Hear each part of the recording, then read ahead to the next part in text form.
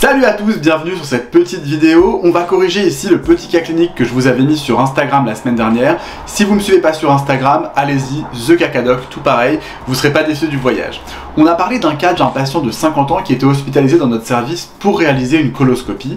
La coloscopie, vous le savez, si on met une petite caméra dans les fesses et on fait le tour du côlon avec un tuyau qui s'appelle un coloscope.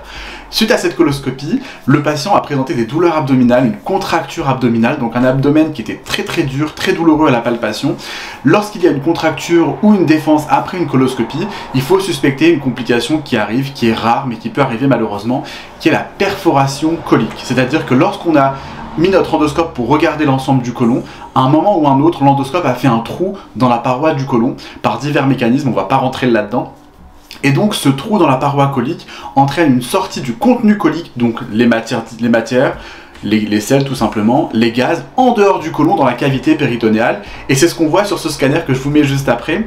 On voit qu'il y a de l'air dans le péritoine, donc un pneumo pour air, péritoine dans le péritoine. Et donc cet air dans le péritoine traduit une perforation colique, comme il y en a beaucoup qui ont trouvé la bonne réponse, je vais y arriver. Et donc la prise en charge de ce pneumopéritoine, lorsqu'il est vu après la coloscopie, c'est chirurgical. Il faut appeler les chirurgiens vont aller ouvrir le ventre, regarder, repérer où il y a le trou et le suturer pour permettre au patient d'éviter d'avoir une stomie, donc un abouchement du côlon à la peau, on y reviendra plus tard. Voilà, cette patiente a pu être prise en charge simplement entre guillemets par fermeture du trou et tout s'est bien passé par la suite pour elle. Je vous mets d'autres images qui sont assez impressionnantes de la même patiente qui a eu du coup de l'air dans le péritoine, mais on voit que cet air a diffusé aussi dans les tissus sous-cutanés.